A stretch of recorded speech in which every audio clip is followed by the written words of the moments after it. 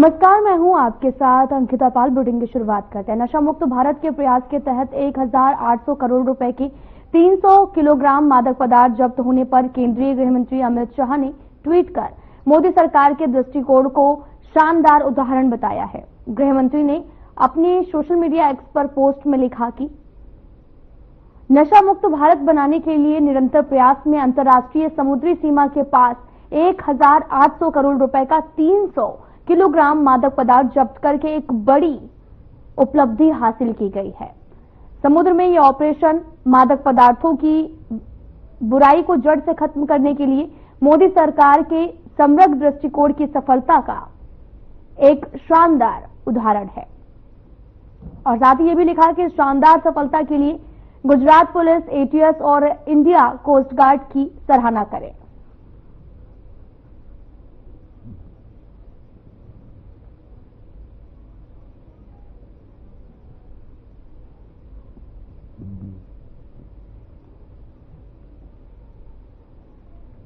आपको गृह मंत्री अमित शाह का ट्वीट दिखा रहे हैं, जहां पर उन्होंने समुद्र में पकड़े गए 1800 करोड़ के ड्रग्स को एक बड़ी उपलब्धि बताई। उन्होंने कहा कि भारतीय तटरक्षक बल ने यह बड़ी कार्रवाई को अंजाम दिया है।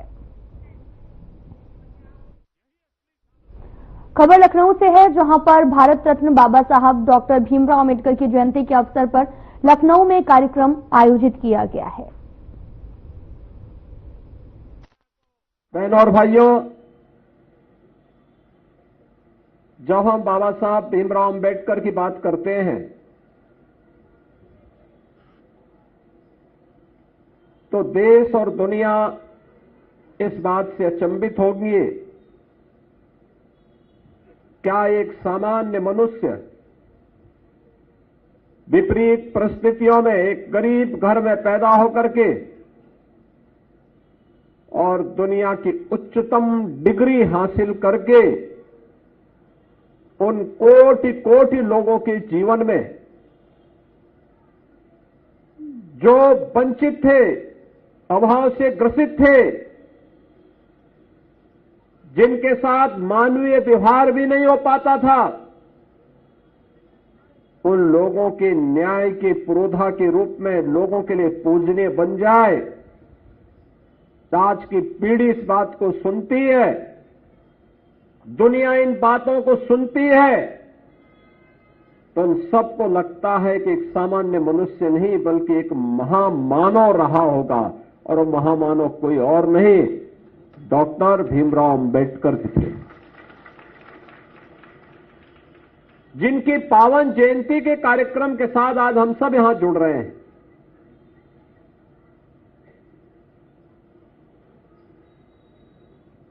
अठारह सौ 91 में मध्य प्रदेश के मऊ में उनका जन्म होता है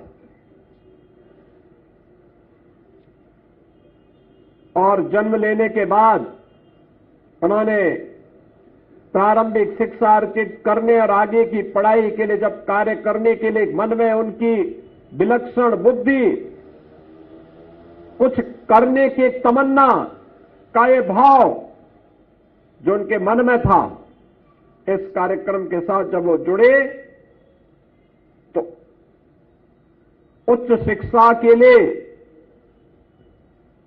उच्च डिग्री हासिल करने के लिए उन्होंने इंग्लैंड की ओर प्रस्थान करने का निश्चय किया, लेकिन पैसा नहीं था। महाराजा बड़ौदा ने एक स्कॉलरशिप दी, वे वहां गए और दुनिया की उच्चतम शिक्षा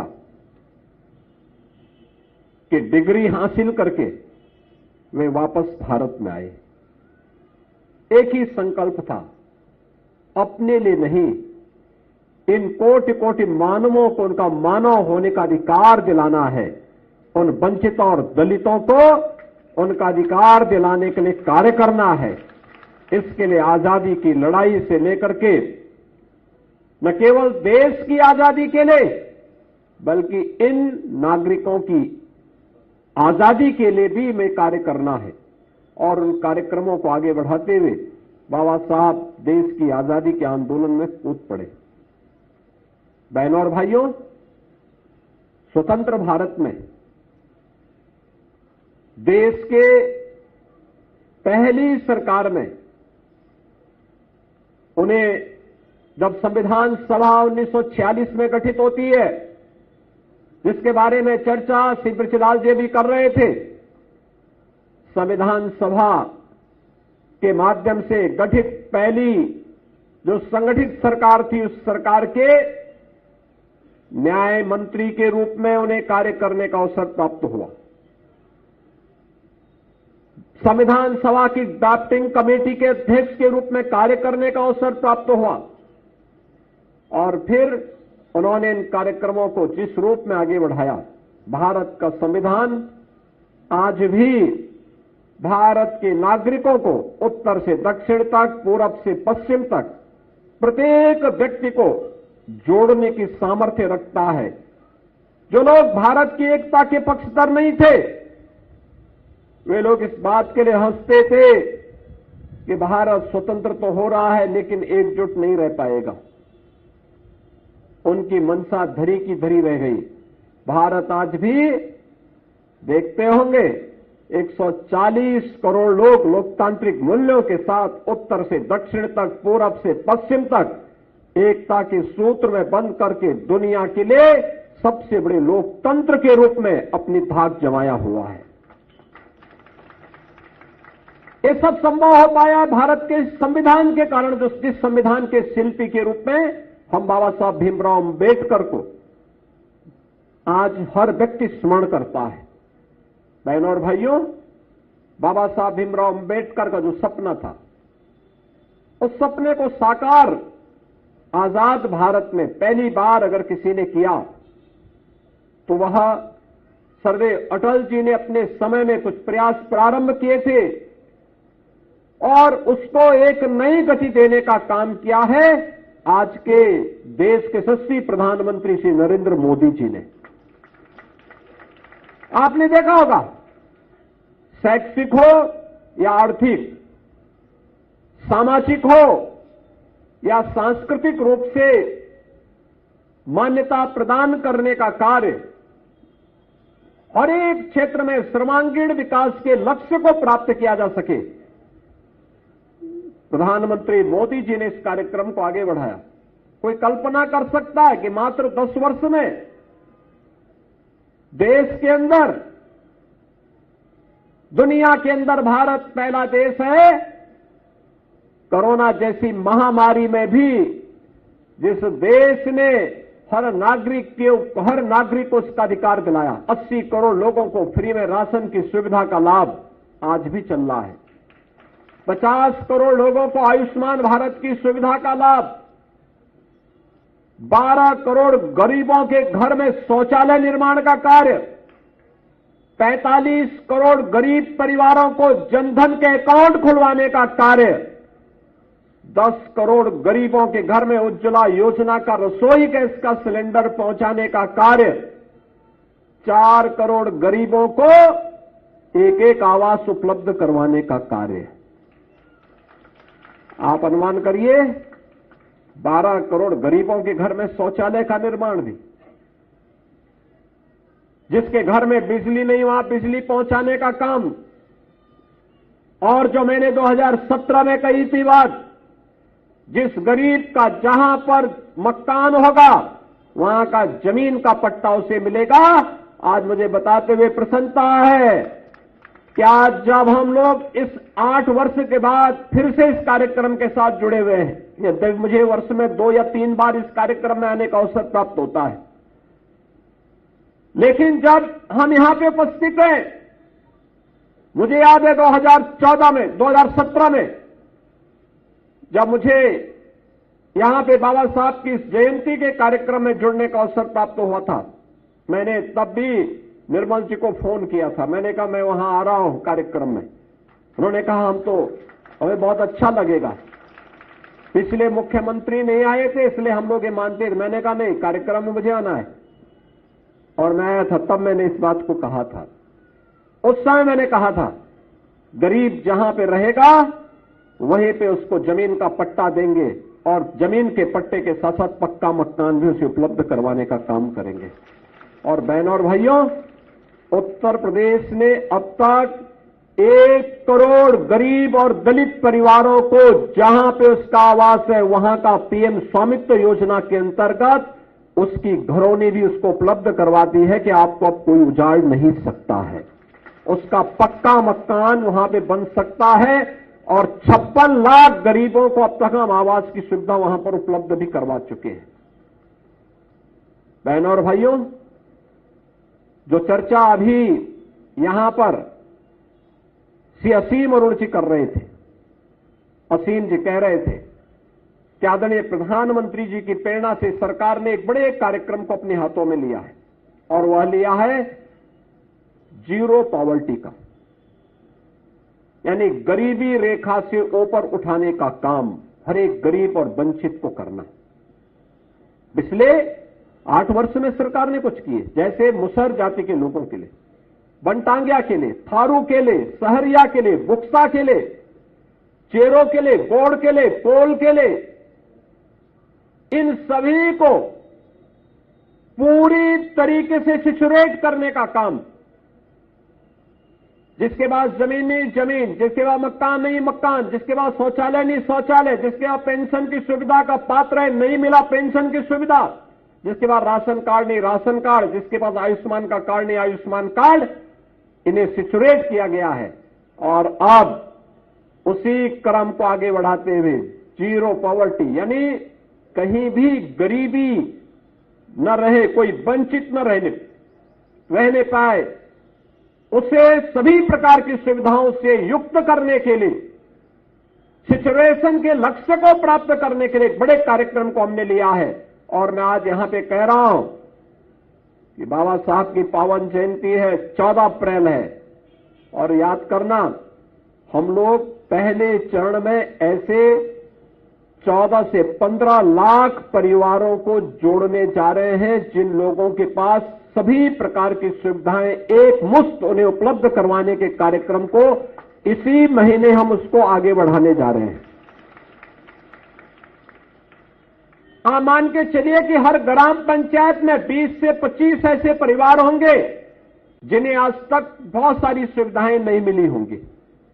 वह सुविधा सरकार उपलब्ध कराएगी, डबल इंजन की सरकार उपलब्ध कराएगी। और इस सुविधा को मैं बाबा साहब की 134वीं पावन जयंती के अवसर पर बाबा साहब को ही समर्पित करना चाहता हूं। ये योजना उत्तर प्रदेश में बाबा साहब के ही नाम पे जानी जाएगी, बाबा साहब को ही समर्पित होगी, उन्हीं के नाम पे जानी जाएगी, क्योंकि देश के अंदर शैक्षिक रूप से भी, सामाजिक रूप से भी और आर्थिक रूप से भी समुन्नत करने का जो दर्शन बाबा साहब ने दिया था, उत्तर प्रदेश देश की आबादी का सबसे बड़ा राज्य है और आदरणीय प्रधानमंत्री जी के नेतृत्व और मार्गदर्शन में उत्तर प्रदेश देश की सबसे बड़ी आबादी का राज्य होने के बावजूद पहला राज्य होगा जो अपने को जीरो पॉवर्टी के लक्ष्य को प्राप्त करने की दिशा में कदम बढ़ाएगा। और उस कार्यक्रम के साथ आप सबको जुड़ने का भी मैं आह्वान करता हूं, उस कार्यक्रम के साथ जुड़ने का आह्वान करता हूं। दूसरा, हम लोगों ने एक और व्यवस्था की है। मुख्यमंत्री सीएम युवा उद्यमी स्कीम, जिस कार्यक्रम के अंतर्गत कोई युवा उद्यमी और खासतौर पर अनुसूचित जाति, जनजाति और अति पिछड़ी जाति से जुड़े हुए गरीब युवा जो मार्जिन मनी भी नहीं रख सकते हैं, उन लोगों के लिए हम लोग इस स्कीम को लेकर के आए हैं। मुझे बताते हुए प्रसन्नता है कि अब तक 30,000 से अधिक। तो वहीं लखनऊ में यूपी के कैबिनेट मंत्री धर्मपाल सिंह ने प्रतीक स्थल पर भारत रत्न बाबा साहब डॉक्टर भीमराव अम्बेडकर की प्रतिमा पर माल्यार्पण किया है। इस मौके पर उन्होंने कहा कि बाबा साहब ने समाज को समानता, न्याय और शिक्षा का मार्ग दिखाया है। उनका जीवन संघर्ष, विविधता और साथ ही राष्ट्र के प्रति समर्पण है, हर भारतीय के लिए प्रेरणा स्रोत है। इस अवसर पर आप सभी बाबा साहब को श्रद्धा सुमन अर्पित करें, उनके विचारों को आत्मसात करें।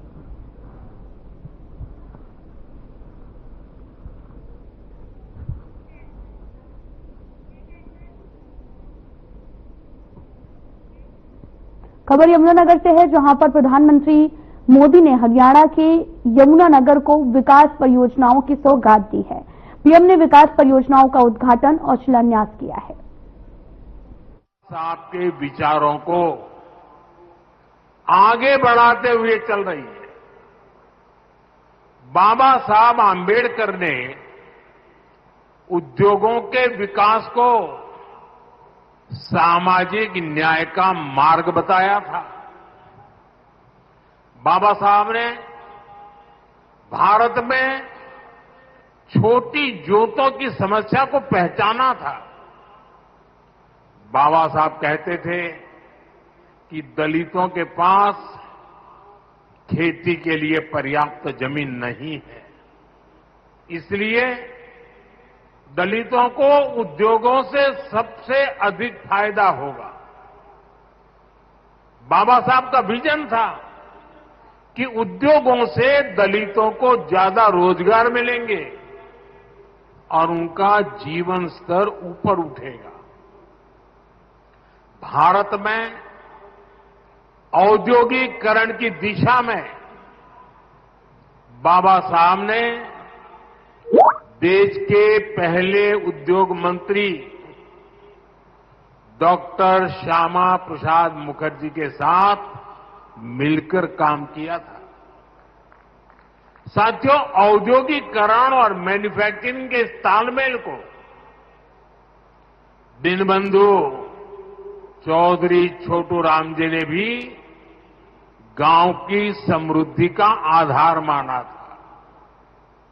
वो कहते थे, गांवों में सच्ची समृद्धि तब आएगी जब किसान खेती के साथ साथ छोटे उद्योगों के माध्यम से भी अपनी आय बढ़ाएगा।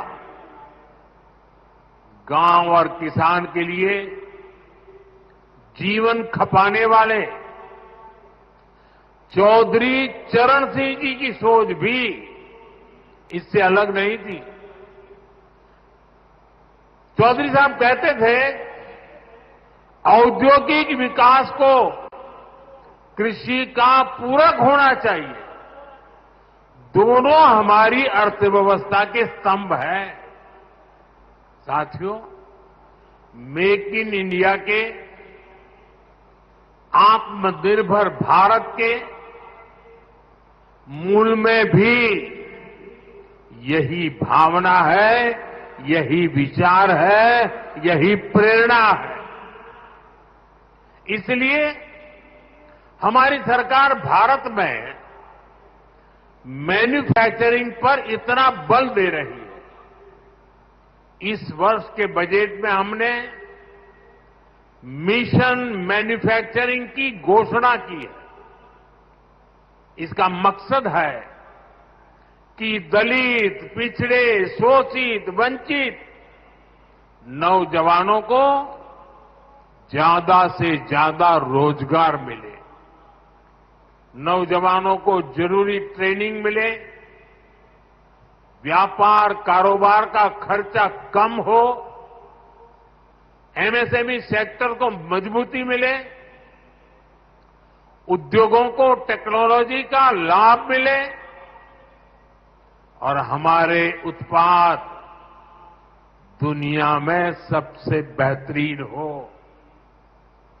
इन सारे लक्ष्यों को प्राप्त करने के लिए बहुत जरूरी है कि देश में बिजली की कोई कमी न हो। हमें एनर्जी में भी आत्मनिर्भर होना ही होगा।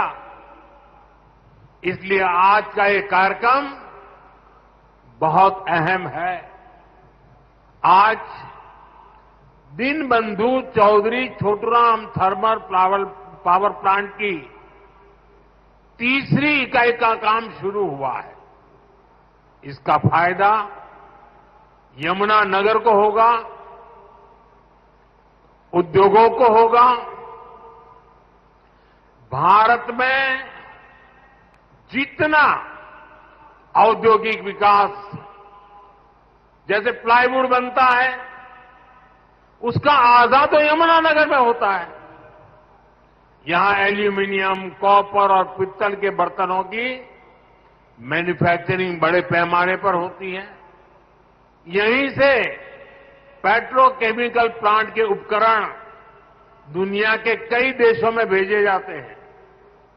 बिजली का उत्पादन बढ़ने से इन सभी को फायदा होगा, यहां मिशन मैन्युफैक्चरिंग को मदद मिलेगी।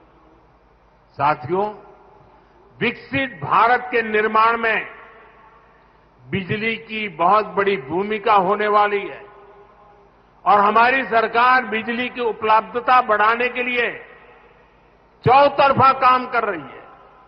चाहे वन नेशन वन ग्रिड हो, नए कोल पावर प्लांट हो, सोलर एनर्जी हो, न्यूक्लियर सेक्टर का विस्तार हो, हमारा प्रयास है कि देश में बिजली का उत्पादन बढ़े, राष्ट्र निर्माण में बिजली की कमी बाधा न बने।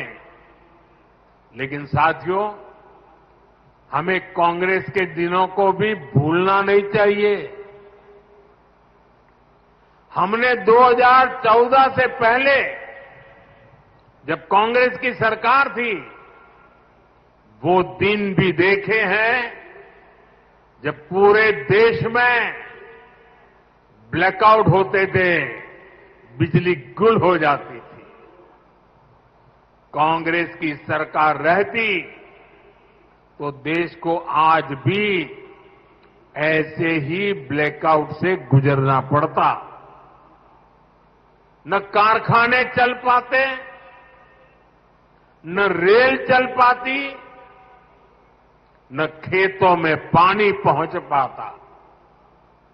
यानी कांग्रेस की सरकार रहती तो ऐसे ही संकट बना रहता, बढ़ता रहता। अब इतने वर्षों के बाद, प्रयासों के बाद आज हालात बदल रहा है। बीते एक दशक में भारत ने बिजली उत्पादन। फिलहाल बुलेटिन में इतना ही। नमस्कार।